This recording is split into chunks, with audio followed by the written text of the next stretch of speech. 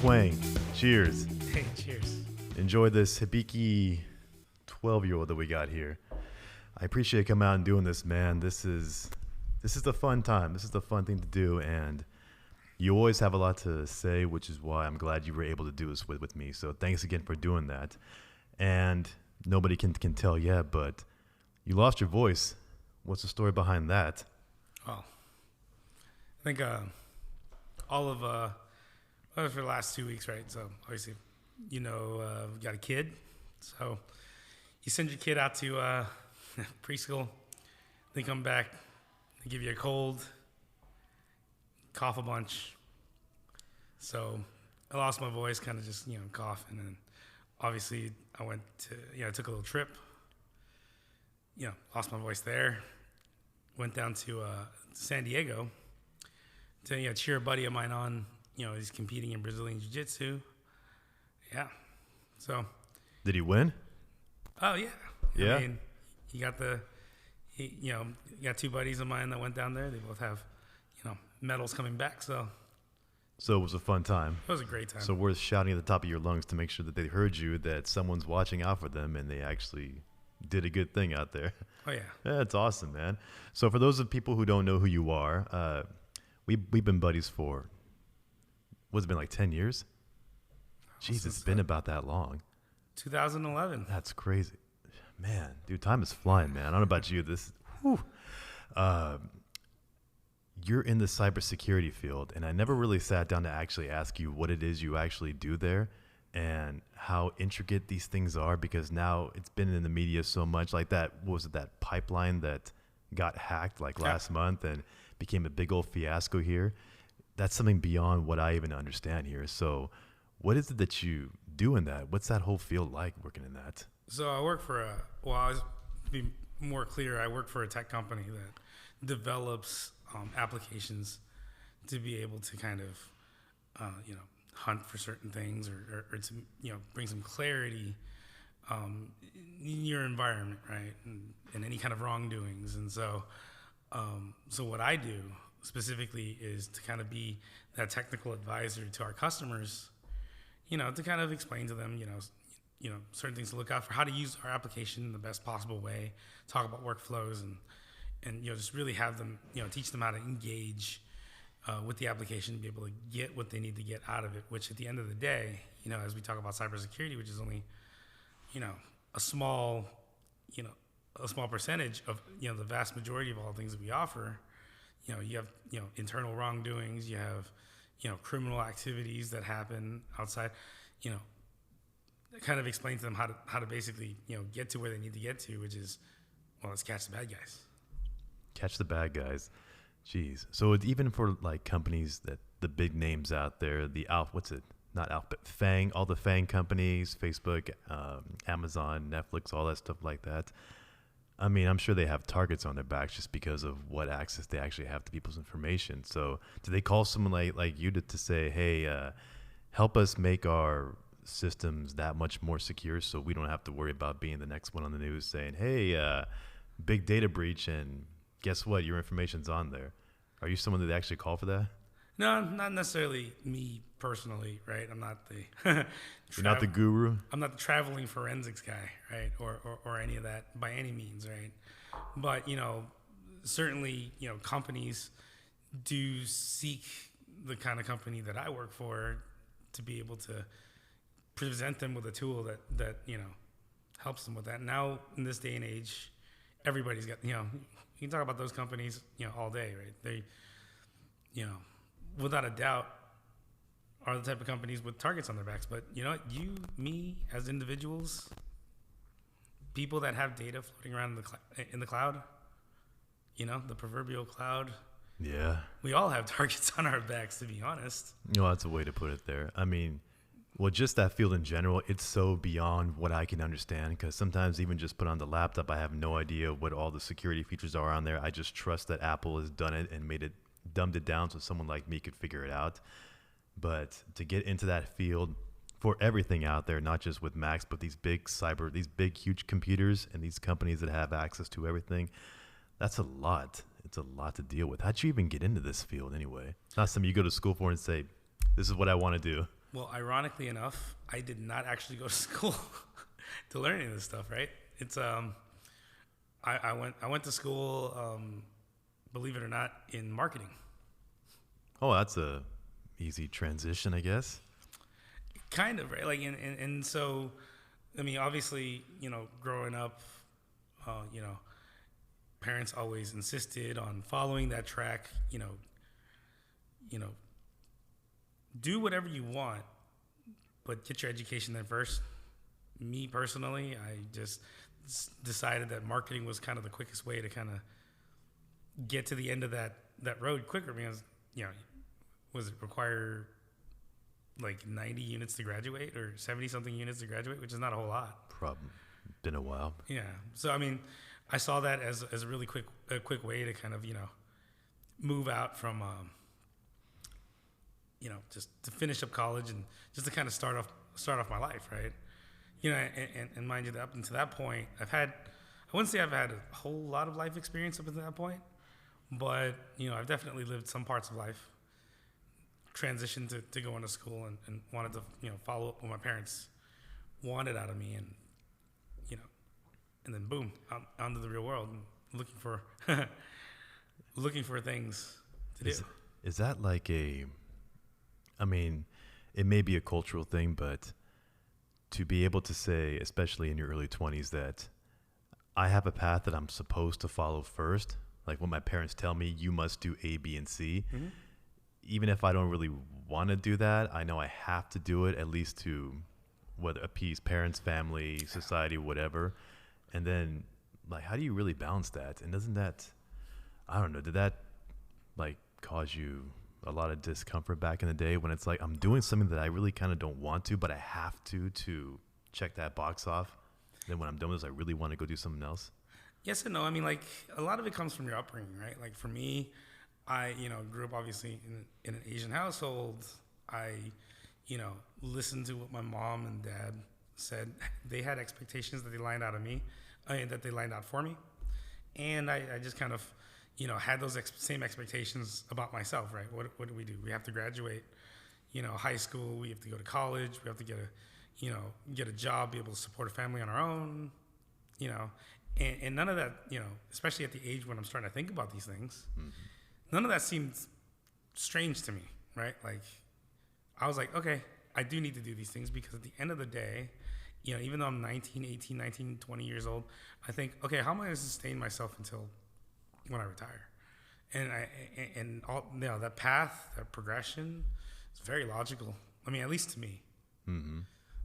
So when you were done with your degree, did it sink in like, I did this for marketing and I'm ready to go into it? Or was it like, okay, I got my degree, that's great, but maybe I want to take a different path? Like, what was that?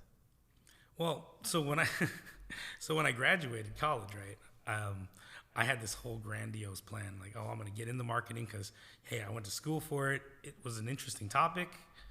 I had always envisioned how it felt like to be an adult, wear a suit and tie, work downtown, that was kind of my vision, right? Yeah, in fact, I've been there. To not sound kind of totally like cliche about it, right? But I had always imagined, get out of college, you'd find that first job that pays you decent enough to get an apartment out in downtown San Francisco, want to be able to put a suit on, take the train to work, and get in the meetings, and as cliche as that sounds, that's kind of what my expectation out of college was. Obviously, I didn't necessarily follow that exact path. In fact, I've had kind of a twisty, turny route to kind of get to where I am today. But all in all, it worked out for the best. And which goes to show, right? Like, what you envision for yourself may not be exactly the path.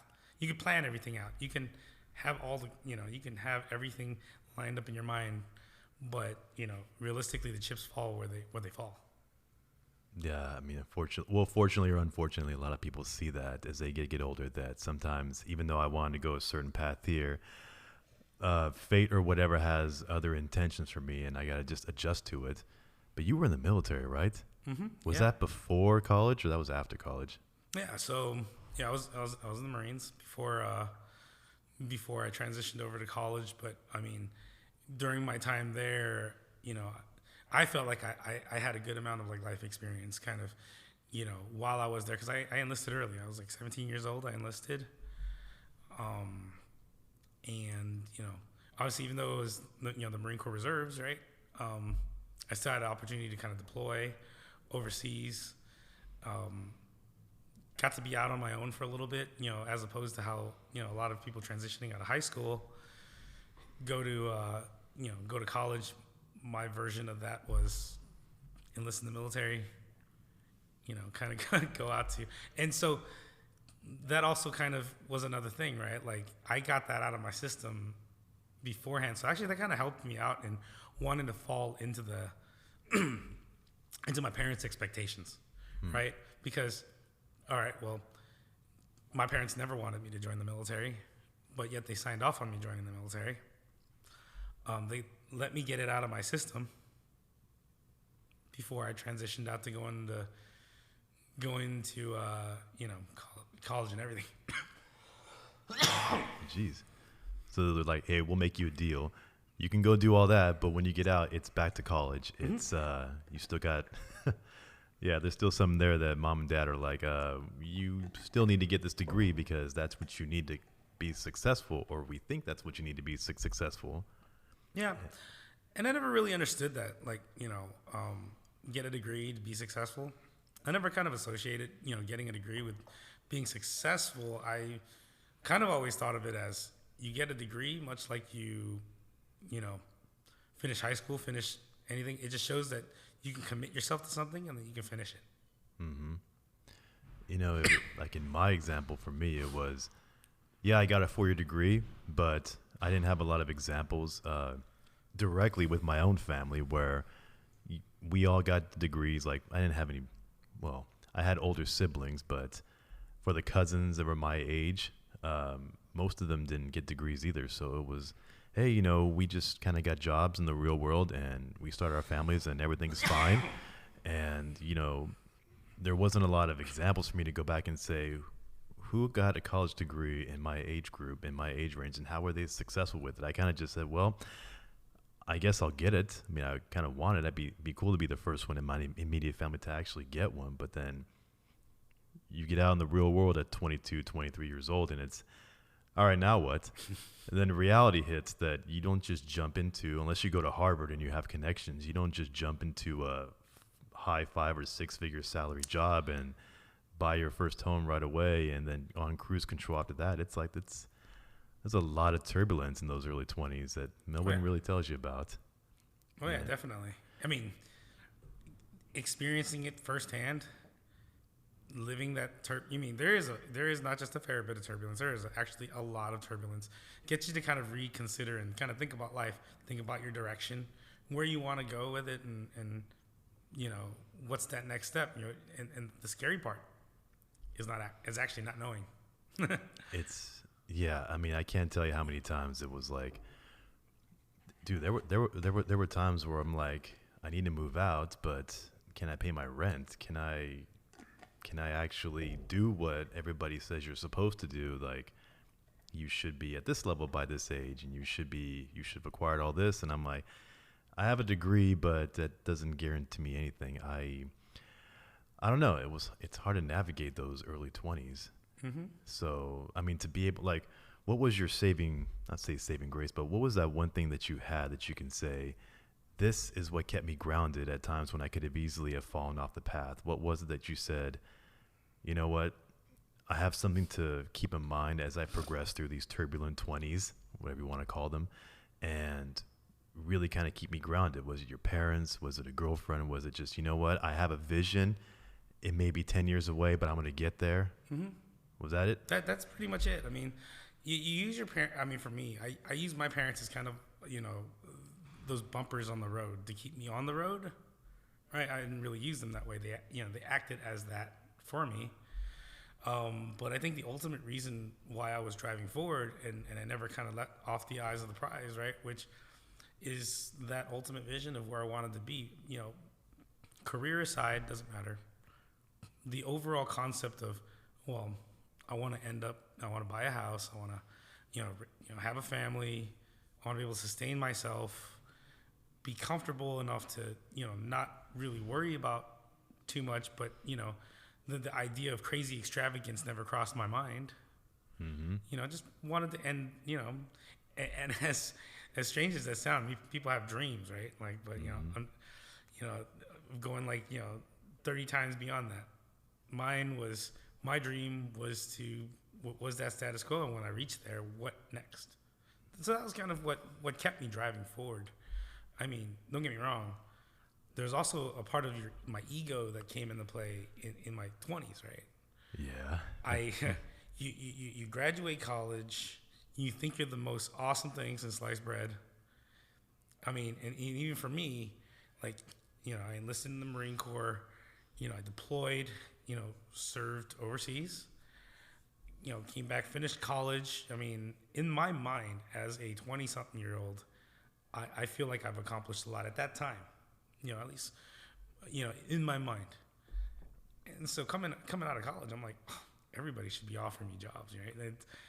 It's one of those things where it's like, yep, I've just fast-tracked myself to my vision. Well, it doesn't matter where you come from. You're still going to reach turbulent times, and it's even worse when you have an ego, because along with ego, in my opinion, comes expectations. Dude, I think pretty much all of us at that age had an ego. We're the top dog, nothing's going to bring us down. You have an interesting perspective. Is it, even though you were in the reserves, you deployed a lot. I mean, I know that they mandate you to deploy certain times, but you also volunteered for a lot of those, didn't you?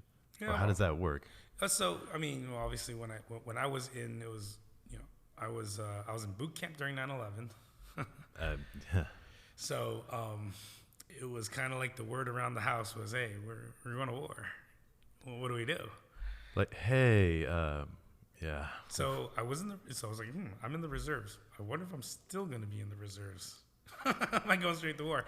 And then the next part of that is, I was checked into my unit, and then not even within a year, we get the order to go out to, for Iraq, for the, Operation Iraqi Freedom in 2003 when the whole thing kicked off, and to me as a 19-year-old, that was absolute chaos. I mean, I don't even I couldn't even imagine. I've never served, so I don't know that what's going through your head. You're right. I imagine at 19 years old, and you've been thrust into this life-changing experience, to say the least, that very few people go through. And then, yeah, even when you come back, without getting into specific instances, I should say, that you had over there, just you come back with a different perspective on life that most people who are 20 don't have, because, what do we have around us? Everything is like a safety net. We don't see the things that you would see on the real battlefield, like daily. And I like to think that it gave you a perspective on what to appreciate. And when you get out of there, like, how do I take, what I've learned, what I've seen? How do I use that to improve myself? And how do I keep myself from not being affected by some of the stuff you've actually seen out there? Like, well, I mean, and the thing is, I think, a lot of it also, as well, is being out there and being embedded in a different country where people, we're privileged to be raised in the Bay Area, where, we pretty much have everything at our disposal. Avocado toast. When your biggest concern in your day is whether or not your iPhone is charged. Mm-hmm. Yes. And believe you me, that's still one of the biggest concerns of my day, right? But I'll tell you that, like, when you see how some of these other people live in other countries, they don't even have shoes. They're running around in gravel and sand, and then, needless to say, when you yourself go there and it's like a culture shock, and you don't know if, you don't know how long you're going to be out there. And I'll tell you, this is probably one of the weirdest things you'll probably hear, right? But one of the biggest things is I had a great appreciation for hard floors, cement floors, when I came back. Like, having to tromp around. Of all things, yeah. Yeah. After having to tromp around like sand and gravel and things like that. You know, certainly one of those things where definitely appreciative that when I came back, it's like, oh wow, I'm on solid ground. I'm in, society. I mean, in a see like buildings, high rises. You get excited. Shopping mall. Who gets excited about shopping malls? I got excited about shopping malls when I got back. Dude, what's a shopping mall now? The way things are going, everything's online. Yeah, it's also very true. Which also kind of gives you an indication of like how old we're getting, right? Oh man, don't remind me. It's like 40 is the new 20. That's the way we need to look at it right now because, yeah, that's a whole different thing. You bringing up like that culture shock, what you see out there like in real life that we just don't experience here, for better or for worse. It's something that you don't want to make people enlist in order to actually see what goes on in the other side, on the other part of the world, other parts of the world, rephrase that. But at the same time, it's like if more young people could see what life is like here compared to what it's like in some of these other places where you literally are going day to day, am I going to survive to the next day? I don't have shoes. I don't have a roof over my head. The laws and the way people run things out there are so different than what they are here.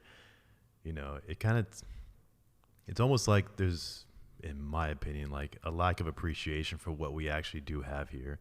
Maybe it's because we're in our mid 30s, and we've seen enough that we're like, okay, I definitely appreciate what I have here, and I'm not gonna, jeopardize, the good life that I actually have. But sometimes it's like pulling teeth to get some people in their teens and their 20s to understand just how good you actually have it here, and to see where you actually saw it firsthand at 19 and 20, and you probably humbling experience. Yeah, it's it's like, I don't know. I just trying to get people to understand that it's like, it's like talking to a wall sometimes. It's like, nope, the Instagram tells me this, Facebook tells me that. So, this is the problems that I have to worry about. It's like the world is so much bigger and there's a lot more that people are going through that we don't actually see. Oh, yeah.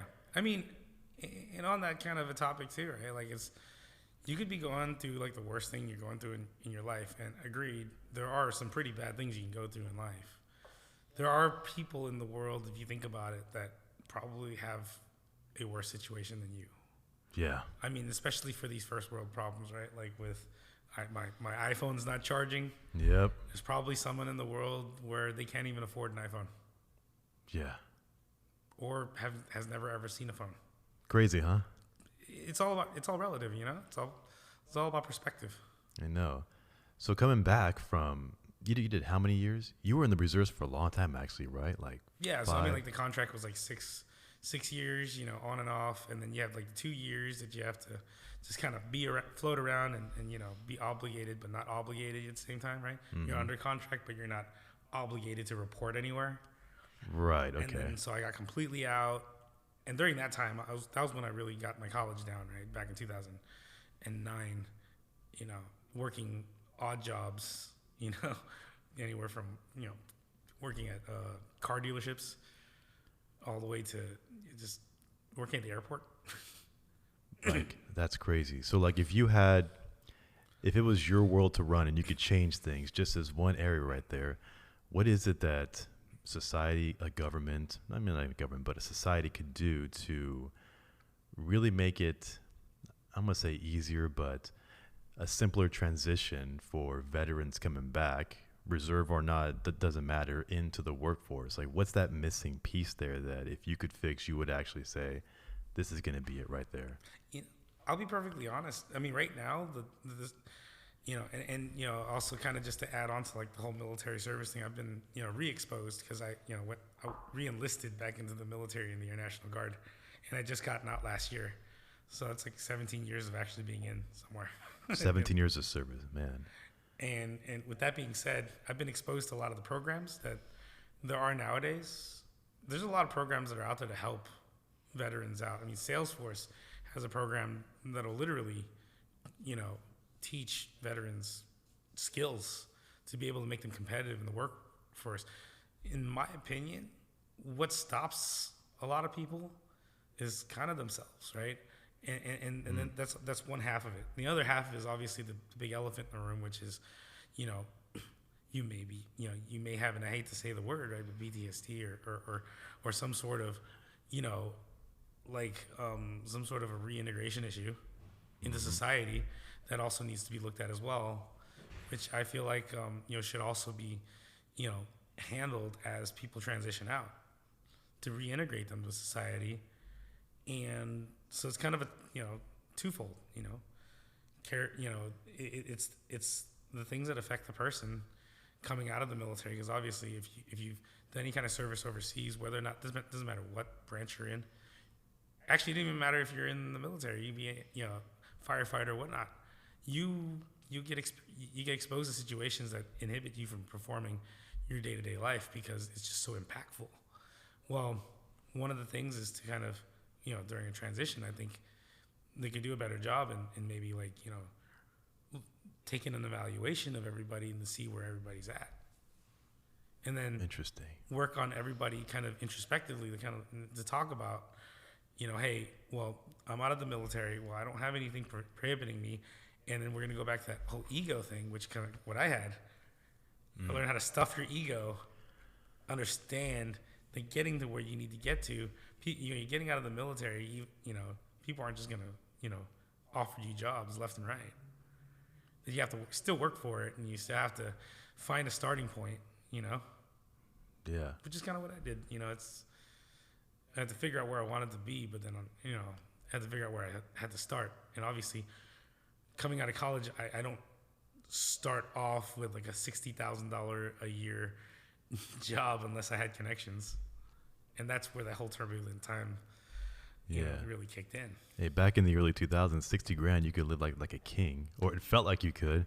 Now it's like that you're lucky if you're starting out that way with enough to pay for the rents and with everything going on here. Oh, yeah. But now, what was that catalyst? You completed your college and everything, that catalyst that got you into computers to say, you know what, I'm going to take these things apart, or I'm going to figure out how to get in there to figure out how the bad guys are hacking these things or whatnot. How did you get into that, everything else being said? Well, I mean, without having any idea of where I would end up or where I would be at today, you know, be at where I am today with my career path and everything, I started off with, hey, you know, having this interest, you know, this whole, you know, to myself moment and thinking, well, what do I want to do? What do I have interest in? What can I see myself doing for the next at least 5 years? Right? Mm-hmm. Like, I need to find a career. I need to get everything kickstarted. I'm like already like approaching my mid to late 30s. I mean, mid to late 20s. Sorry. Wait a second. I'm already approaching my mid to late 20s. Now, time is ticking. It wasn't necessarily the best time to go find a job. Yeah. At that time, right? Mm-hmm. So I realistically was, you know, I started, you know, putting out applications to low-level jobs, you know, contract opportunities. I wasn't bashful about where you know, I didn't have that. The minute I erased the whole concept of an ego from, you know, from my pal, like you know, the minute I dropped the ego and I said, you know what, I know where I want to be, and I know I need to probably pay my dues here to get there.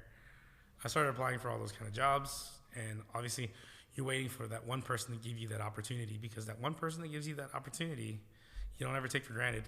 Mm-hmm. You give them everything you got, and you see where you can grow from it. And the most important thing is when you're given that opportunity, don't squander it, right? Yeah, don't squander it. It's funny, you don't really know that you're squandering it when you're 21, because you think, there'll be another opportunity. You get to our age, it's like, yeah, I would love to take that opportunity because that's a good paycheck. You mean I could pay for my family, I could buy a home, I could do all this cool stuff. Yeah.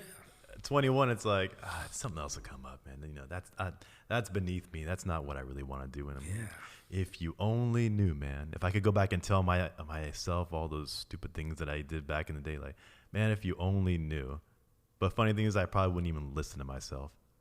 I mean, if I could go through time and talk to my 18, 19, 20-year-old self and say, I know you're going this way, this is what you should do instead, I probably would have flipped myself off. Nah, you don't get it. You don't understand. Like, yeah, I understand.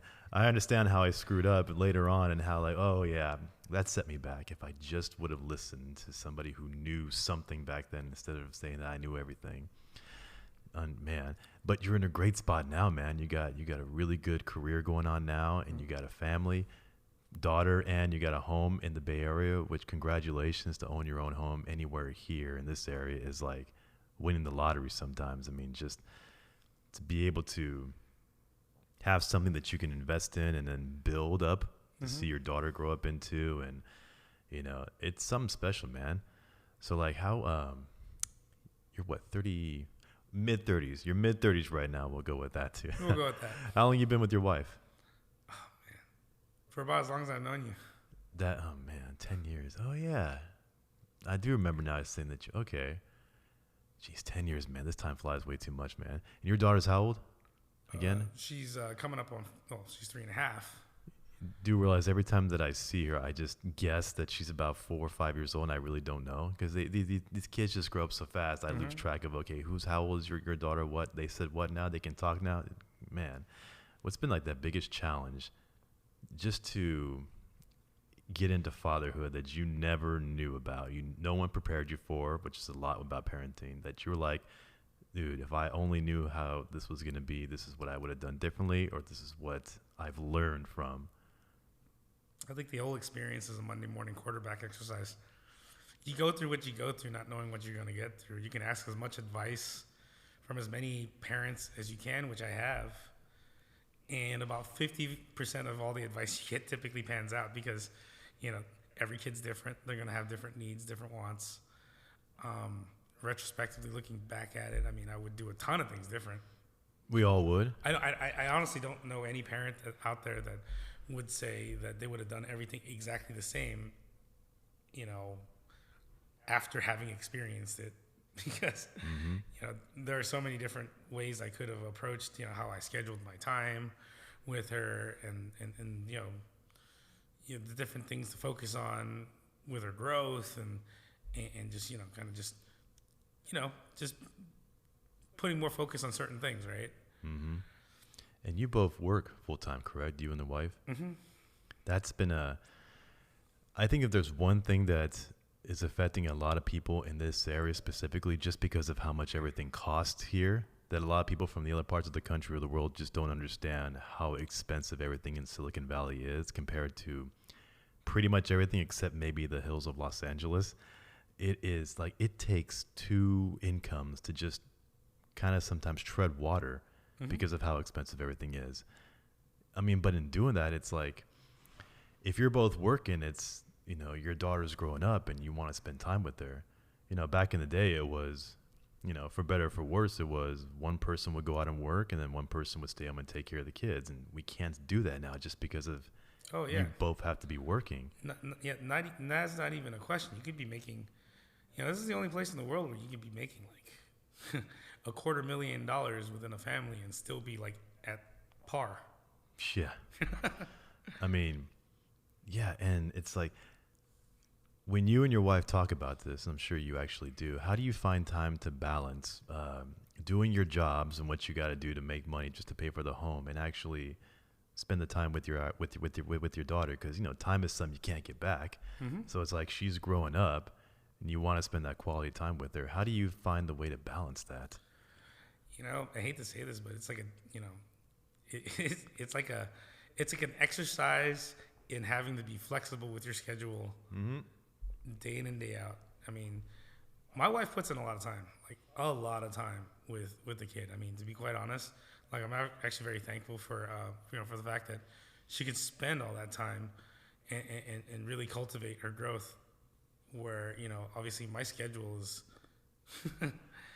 insane, right? Sometimes, and then but it's all about give and take, right? Like so she has moments where she has to do X, Y, and Z with work, and we have to do a lot of changing of our time, our schedules to be able to accommodate. And then the most important part, and again, mostly especially in my situation where the kids got grandparents that we can we can take her over, take her over just to watch her for the day. That's also extremely helpful too. So I mean, it takes a village, right? So not without a ton of help, to be fair. You're not the first person to say that and be serious and not be serious about it when they say it takes a village to raise a kid. Oh, yeah. Yeah. My first guest and you said the exact same thing, and like, wow, everybody's saying that. I was talking to one of my coworkers the other day. We were talking about like parenting and kids, and this is good scotch, by the way. This is like Hibiki 12-year-old for all the audience out there. And the best thing about this scotch is they don't make it anymore. So I got to be really careful with this bottle that it doesn't Can't even remember the last time I had it. Don't have a party and it's like don't take this one out. This is a very special one, like special events or whatnot. You got that from Japan, didn't you? This one I bought locally, and don't ask me how much I paid for it because I spent way too much for it. But I said they don't make it anymore. I just want to get that one bottle. Somebody had it, and I just swooped it up. I'm like, what? That was a couple of years ago, and we only got through a quarter of it. But it's one of my special bottles, definitely, that I bring out for special times. It's not one of those things that you're like, you know what? I want to have a scotch on the rocks while I chill at home by myself. No. This is like you want to enjoy this with somebody. Yeah, and I appreciate that. Absolutely, it's really good. It's awesome. But going back to what I was saying, I was talking to one of my coworkers about parenting, and we didn't get into a debate, but we got, we sort of saw the difference in between the previous generation's mindset and my mindset, or millennials' mindset, soon to be Generation Z's, which is,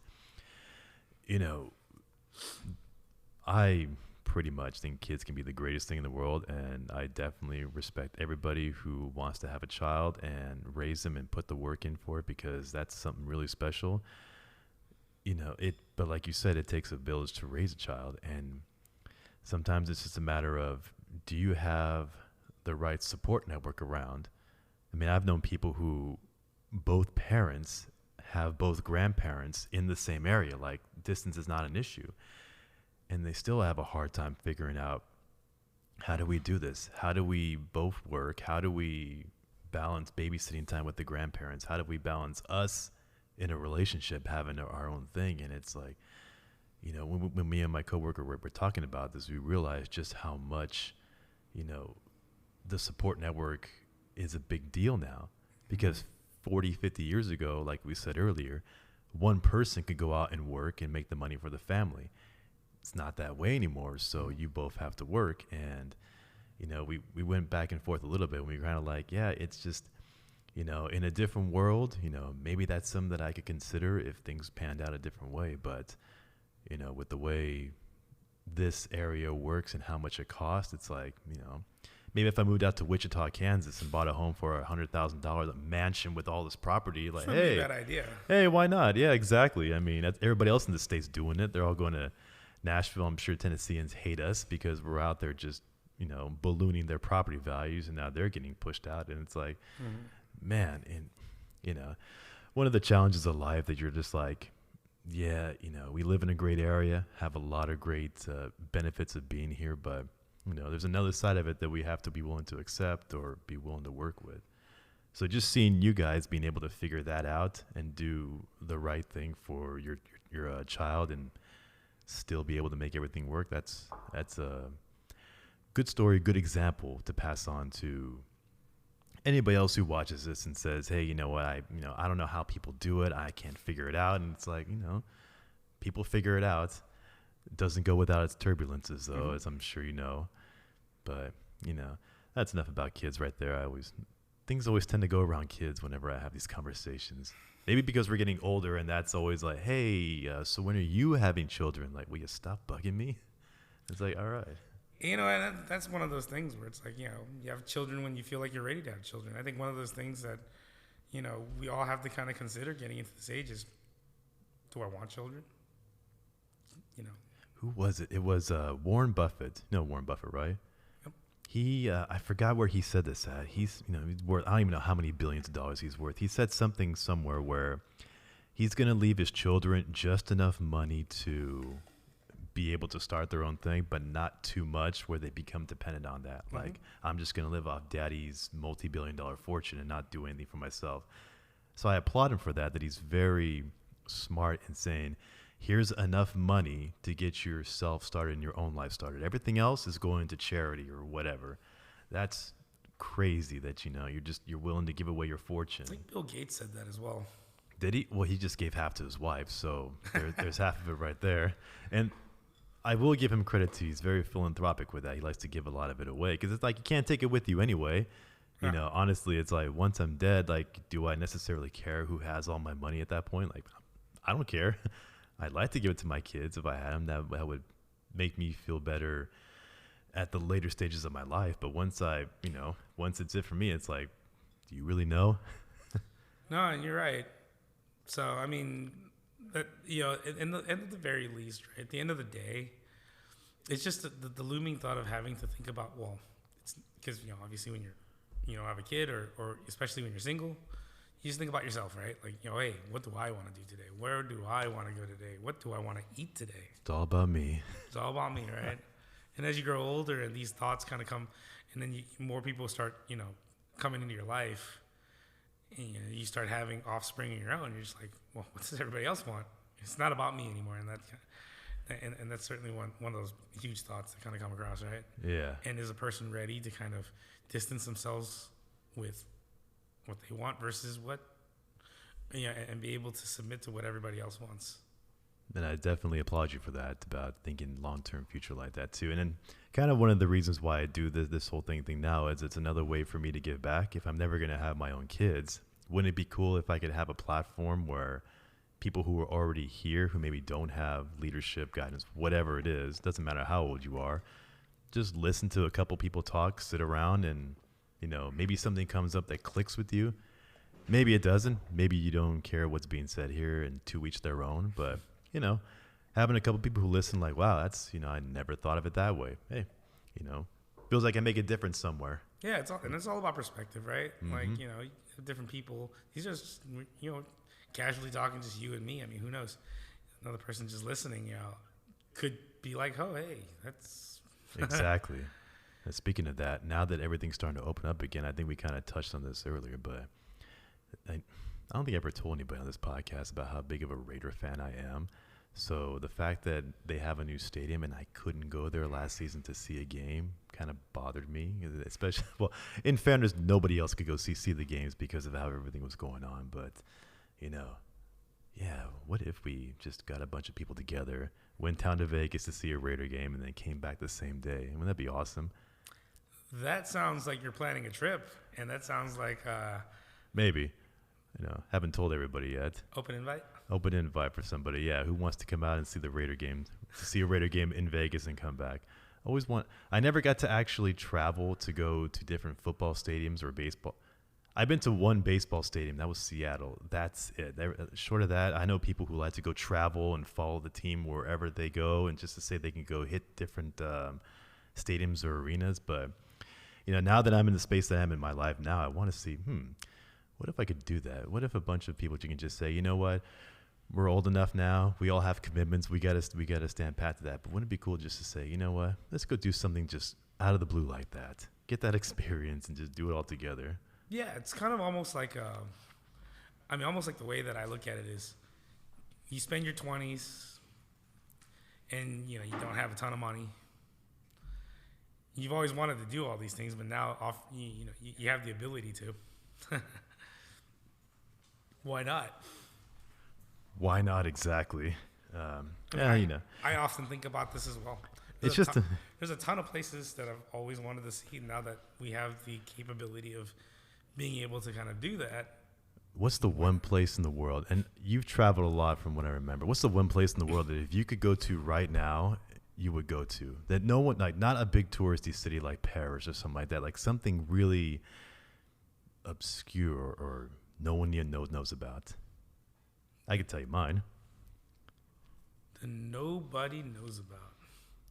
I mean, does this have to be a place that I've been to before, or no? Like, I'll tell you mine. I one day, I guess you could call it on my bucket list, I want to ride the Trans-Siberian Railroad from Vladivostok all the way to Moscow. because you go on what is that, like a 2-week train ride, and you're seeing a part of the world that pretty much nobody sees because it's so sparsely populated. Just to be able to have that experience, that wow, this isn't like a tourist destination like New York or London. This is like literally, planet Earth as pretty much untouched as you can get. Like that's like, wow, that's something. You want to hear mine? What is it? All right, so check this out. I've always had this as almost kind of like a dream, right? Like this would make my they say friendship goals, my vacation goals. I want to go to obviously the Maldives before it disappears. The what? The Maldives? Maldives or Maldives? One of those two. I don't know. I never gave it much thought how to pronounce it, but is that island in the Pacific? It sounds familiar. Island I think it's in the Indian Ocean somewhere. It's like slowly disappearing, right? But they've got like these bungalows, right? That sit in these hotels. In these hotels, there are these bungalows that sit over some, some aqua blue water. My vacation goal, is to be able to wake up in a hut, like one of those overwater bungalows, be able to jump out of my window and into the ocean. Into the ocean. Or into the sea, just for a morning swim. It's like, hey, wake up, open the window, woo. Screw the vacation. I want to do that in real life. Could you imagine every day? Screw the vacation. If you live somewhere like that where you could just wake up and then, man, that would be. Whew. If I go swimming in some 80-degree water. Ooh, yeah. In aqua blue 80-degree water, right first thing in the morning, I think that'll make everything right with my day. Yeah, that would, man, like Tahiti, right? Like Tahiti. With those bungalows, but this is something a little more different. Well, no, it's exactly the same. The only difference is, Maldives is just a chain of little tiny islands that are slowly disappearing, whereas Tahiti's probably going to be there for a little longer. Maldives. Yeah. That's definitely something. That's a good one, actually. I've never been a tropical paradise person as I was growing up, but lately I have been, between like Hawaii and now that we can go back, now that everything's been lifted. That is a good one. I got to look that one up, because if it's not going to be here in 20 years or 30 years, then time's a wasting. So yeah, that is a good guy's trip to make it happen. Yes. Or is it weird? Or is that like a romantic thing you're supposed to bring your spouse to? Or that could be like bring a bunch of families or couples trip. Like, you guys can go as a couple. We, get somebody to watch the kid, and then we'll go up, have everybody go, that it would be a wonderful trip. It could be both things, right? I think, if that can happen, that'd be awesome. That is, you know what? I'm going to make that happen. At some point in my life, I'm going to make that one happen. I don't care what I got to do to get there. That is going to be another one on my bucket list too. Imagine you land at an airport, but to get to your hotel, you need to take a boat. Just thinking about that is kind of cool. Yeah, that is kind of cool. What is it? Speaking of airports, you ever been in Nepal? I wish. You heard about that airport that if you want to go to Mount Everest, that it's like a... Lukla? Is that what it is? Yep. It's that one airport where it's like a coin toss whether or not you're going to survive landing on the plane, because it's like in the side of a mountain. It's like on a plateau, right? Yeah. Yeah. I saw it on one of those world's dangerous airports, and the airport that goes to Mount Everest, it's like this. So, the plane went down, they're dead. Like, wow, it's like literally just an adventure just to be able to land at the airport. Like that's... Yeah, it's pretty insane. In fact, you know what? So I did see it on one of those most dangerous airports, but something you probably don't know about me. I am an avid flight simulator person. Simulator player person. What do you got? What is it, like the Sims that you got on the computer, or is it like a legit Boeing 747 like? Well, maybe not a legit Boeing 747 like layout, but growing up, I've always wanted, like, so from when I was little. So this is where we start talking about Benny's dreams, right? If Benny's dreams. If Benny could change the world. Exactly. When I was a little kid, I've always wanted to be a fighter pilot. Oh, same thing. And then I found out all the things, you have that perfect vision, and there's like a lot of work that has to kind of go in place. You have to really start young with being a fighter pilot in mind, right? Yeah. So, I wanted to at least traverse being in the military first, right?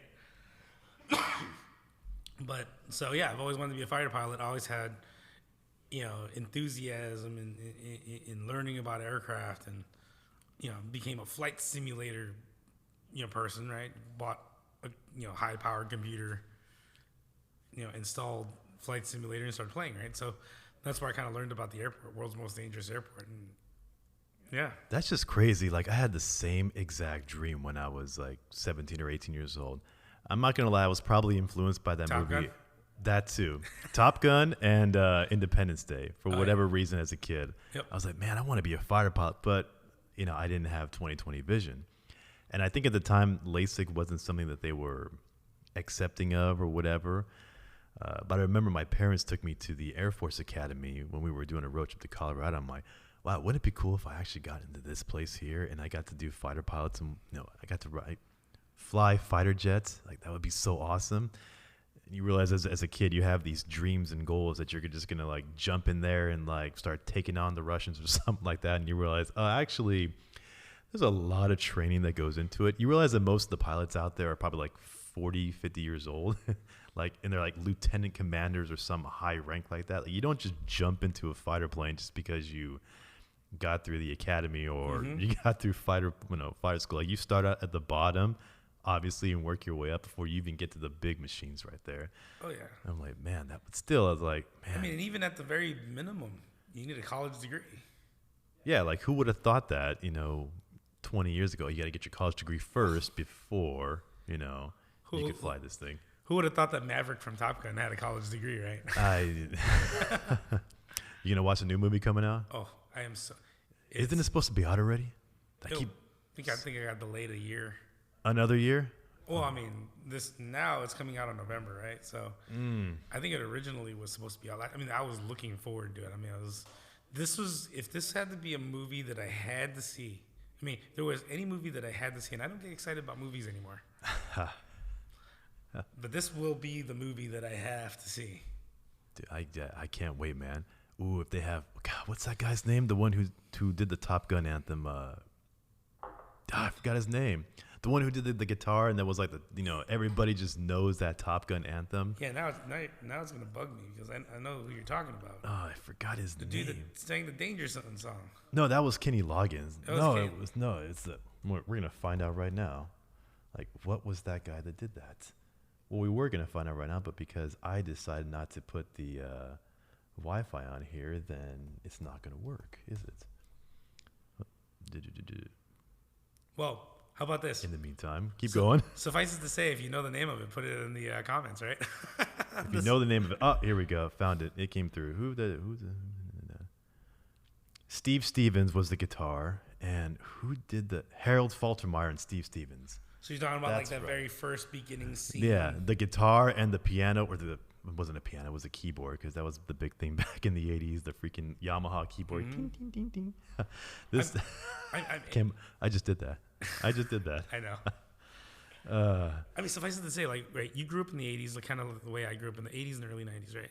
I grew up I was born in 83. So I grew up in the 80s just because my sisters were of that generation. So everything around me was 80s. From the Top Gun anthem to the fact that I would go into the bathroom and my sister, I won't tell you which one, I would open each drawer and they were each full of cans of Rave hairspray. Remember that? Remember the hairspray? Like, every drawer was like Rave number 3, Rave number 5, and it's like 6 cans each. It's like waking up in the morning before she would go to school. Like, what is that? Like, it's got to be this big old thing right here. I'm like, okay, I don't know anything at 6, 7, 8 years old, whatever I was. But yeah, a lot of 80s influence because of my sisters, who, if they listen to this now, are probably going to think about all the things that they probably put me through. Although we did have a good time enjoying that movie, Hot Tub Time Machine. Like, hey, remember leg warmers used to wear that? Yep. I don't say which sister. Oh, man. So I was actually going to touch on this too because we were talking about Top Gun and remakes. I've noticed that there are so many movies that are getting remade and re-released. It just got me excited, right? Bill and Ted came out with one recently. Bill and Ted. You know what else is coming back? I can't believe it. And I see it down the street all the time. Roller skates and rollerblades. Dude, and I love those things. I was like, man, if I would have known that when I was 16, I would have saved my rollerblades. Oh, these things are going to come back one day. Like, people stopped riding them. You thought that was the end of it. You know, everything's like cyclical. You Well, I start know also now that everything is cyclical. I'm like, Well, you also notice that everybody's like wearing, jeans from the 90s. oh, that annoys me so much, man. When I see people wearing these really faded denim jeans with the holes inside, it's like, okay, maybe that was cool in the 80s and you're wearing them now and like, whatever. I mean, I'm not a big fashion guy, but I'm like, yeah, I'm not going to pull that off. Oh, yeah. Neither am I. Yeah. But it's funny because it's like you're walking down the street these days, especially with a lot of people that are in the fashion. You're like, well, where did this person go shopping? Saved by the Bell? Ooh. Hey, that wasn't a bad show. And, I love that show too. I mean, I just thought it was hilarious because you were seeing all that stuff come back. How excited were you when you found out that Cobra Cobra Kai, that was, I'll be honest, when that one, we watched the first episode on Netflix and I thought it was really stupid. I'm like, this is really cheesy and corny. We gave it its due. We said, you know what? Let's just keep watching it, whatever. And we kept watching, like, oh, actually, we're starting to get into it in an embarrassing way that we're into a Karate Kid remake. And it was funny seeing Ralph Macchio's character come back and like that whole kick the competition. Like, wow. It's the best. Oh, man. It started off really cheesy, but as you get to the end of the seasons where they have now, like, actually, I'm kind of excited for the next season. Mm-hmm. This takes me back. And that tournament that they had at the end of the first season, I was like, dude, this is like, they were just missing that song. What was it? I'm the Best There Is. I forgot who sang that one. Like, if they just would have played that song in the background, that would have been perfect. Like, yep, that really takes you back on that one. Yeah, I mean, I'm just so excited about like how maybe not the fashion, but as far as like, movies being revisited, a lot of the old movies are starting to get remade. It just made me like super excited about like, the stuff that's coming out these days. And so to our point, Top Gun. I'm excited to what they're going to do now with modern fighter jets, with the CGI technology they have now. Like, just even thinking about how they made that movie back in the day, and it was literally like they had to go fly up and record planes, do all these maneuvers. Now everything's in the computer. You don't have to leave ILM or wherever they make that stuff at. Looking back, I'm like, wow, actually that was really impressive that you had some plane up there filming everything as these fighter jets are doing all kinds of crazy stunts. And have a different appreciation for that movie now that we know how people get away with CGI now in movies. And like, it's great, but you lose the original like effort that it takes to make some of these things. Oh yeah. I'll tell you one thing that I don't like when it came back is my mom used to work in an office building at the lab. I won't say which lab. And she'd wear these blazers with the padded shoulders. And like, I have pictures of me and my mom from, when I was 4 years old, and she's probably listening to this episode now laughing because she knows exactly what picture that one is, with these big old shoulder pads. And those things went out and we're like, oh, great. They look kind of weird anyway. Like you had like football pads on here. And I saw people wearing that, like maybe it was a year ago, whatever. I'm like, hey, did they bring back padded shoulder blades for blazers? Because I thought we got rid of that in the early 90s or something, because my mom used to wear the exact same thing. And I thought they said, yeah, we're not doing this anymore. And that came back. I don't know who's behind the scenes at some of these fashion designers. Like, you know what?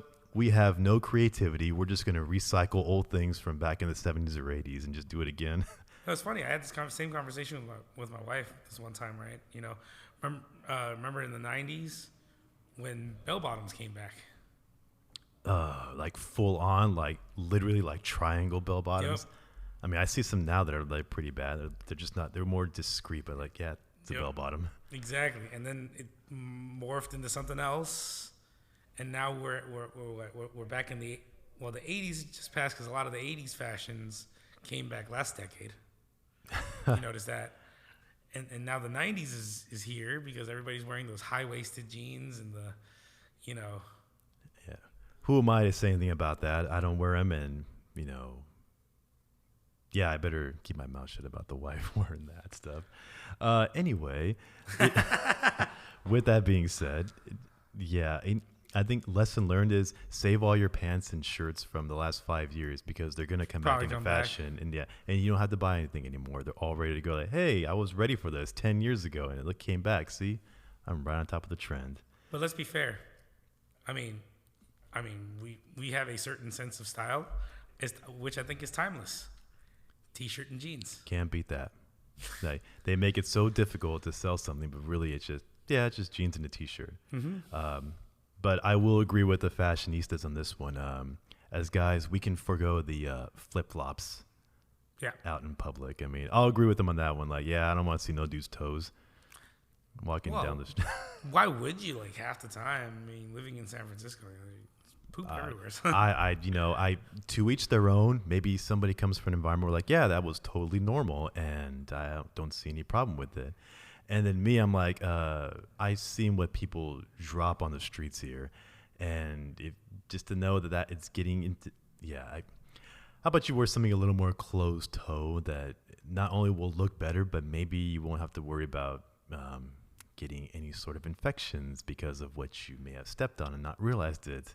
That thin layer of that flip-flop is not going to be enough to protect you against all the things that are that people drop on the street. But yeah, that, to be quite honest, with my luck, I'll probably either step on something or stub my toe. Yeah. Yeah. I mean, I'm telling you, man, I will give the city credit, though. They're making a lot of improvements with that. So it's good to see your tax dollars go to work. The change isn't as fast as a lot of people would like to hope, but it's definitely going in the right direction from whatever that low point was. I like to think we're on the uprise here. So I'm going to give them the benefit of the doubt on that one.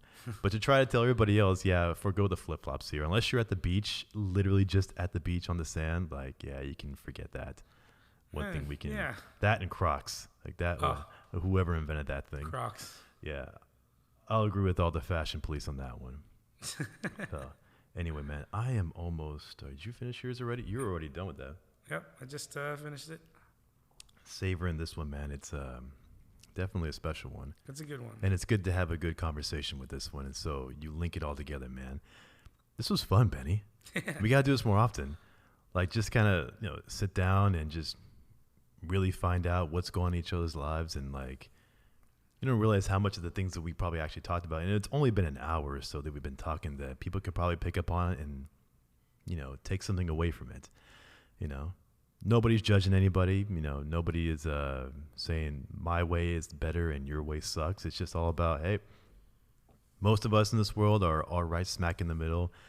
We just want to get information from both sides and figure out the best course of action for our own lives. So, this was awesome, man. So we got to do this again. Maldives, though, or Maldives, whatever it is. We got to make that happen, man. Absolutely. Anyway, man, this has been awesome, man. Thanks again, Benny, for coming out. Thanks for having me on. Absolutely. And this is a, social distancing cheers until we can figure this one out, all right? All right, man. Bye, everybody. Thank you for listening.